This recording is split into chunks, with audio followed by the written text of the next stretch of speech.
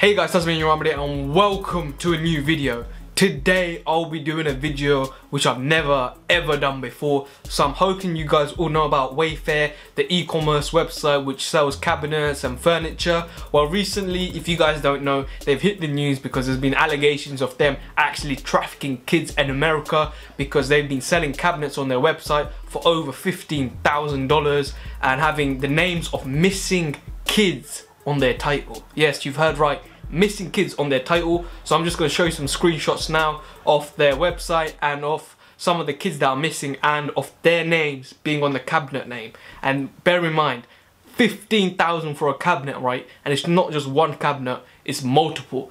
So today I've managed to get a call with an employee at Wayfair. So I'm going to talk to her about these allegations, how she feels about them, and whether they are real, because you know, the evidence here does seem as though it is real and there is a serious problem at the company, which definitely needs some intervention from the authorities, because this is not right. Like, child trafficking on an e-commerce website is insane, like it's crazy. But yeah, let's dive straight into this video. I've got this call coming up with this lady, so I'm going to talk to her, ask her the questions, and I'll have the call on loudspeaker so you guys can hear exactly what she says and how she feels about it. So yeah.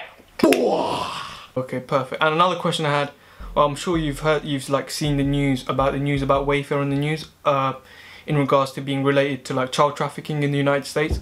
So I just wanted to know what are the thoughts of the employees of the company, and like, has there been a lot of people leaving, and like, what they've been saying, is it true? Or yeah, so I mean, for us and you know, I can't speak for everyone, but I think generally, so first of all, this, you know, we discussed this also internally, and there has been communication to all of us, you know, explaining where the rumors come from. Yep. They're certainly not true, and I think also this has been also shared out to the media, some of the logic of you know, how these rumors came about. For example, how our naming process stems from, or where maybe these high prices stem from, which some of them were also just labeled incorrectly. So I would say internally this hasn't been affecting us too much, especially so since I think as employees we do understand a lot more of what goes on behind the scenes, and you're a little bit closer to the company than someone looking at our website externally and then, you know, being maybe very closely emotionally attached to that topic, and then sort of jumping to conclusions. yeah, so that was you made a good point there about the naming convention. So I just wanted to understand how that worked, because like, from what I saw on like the internet, it seemed very clear that the names that were being used were like of missing people. So do you know how the naming convention works at Wayfair? It's just an algorithm, and it's not even Wayfair specific. Even if you look at other retailers, they usually use cities, names, and whatnot to label their products. And with the amount of products that we do have, which go, you know, we have millions of different products. Yeah. Obviously, they're not all going to be named Lisa and Julia, right? So we do need to. The algorithm then comes up with very, or maybe names that you don't come across as often, and that's then where sort of the coincidence happens. So is the would you say is the algorithm also in place for like the pricing? Because like on some of those cabinets they were worth like $15,000 like dollars. Is that something the algorithm does, or is that human? So for the cabinets, those were correctly priced just because they're in some industrial standards. It's not sort of your typical household cabinet.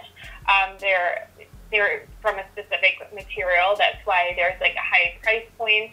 But for some of the other products, I believe they were like pillowcases, for example. They're just internally a mistake. Generally, if you read a little bit more about us, we do consider ourselves a tech company. We have a huge engineering force. So a lot of our processes are automized and generated by different algorithms, generated by computers. And that's ultimately where these faults can come in. So it's not someone, you know, typing in the price manually. But also, again, with the amount of product that we have, it's just, very mistakes happen, right? But I think there's been a lot of, if this is something that you're interested in, there's a lot of articles also out there sort of explaining this in a little bit more detail. Yeah, that's true. So just to get a final point, so in terms of your point of view, all those allegations about Wayfair is completely false, right?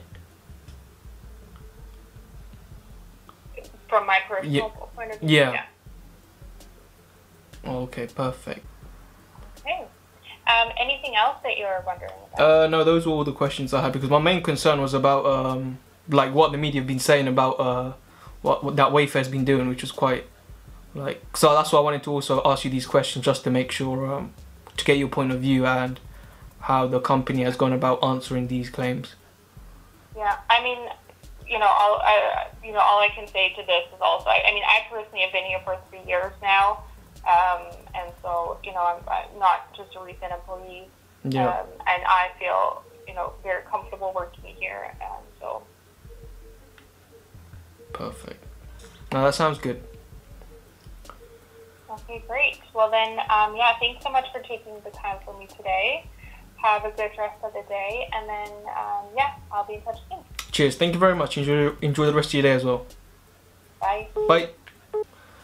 So guys, I just had the call with a Wayfair employee where I asked the questions in terms of what she thinks about the child trafficking conspiracies or facts, fiction, whatever you want to call it, and then I asked her about the naming convention of the company and the pricing strategy that they have on the product. So what I achieved from that call was that it seems that she said that they have like an algorithm in place where all the names are like computerized, and in terms of the price, she also mentioned that's also computerized as well.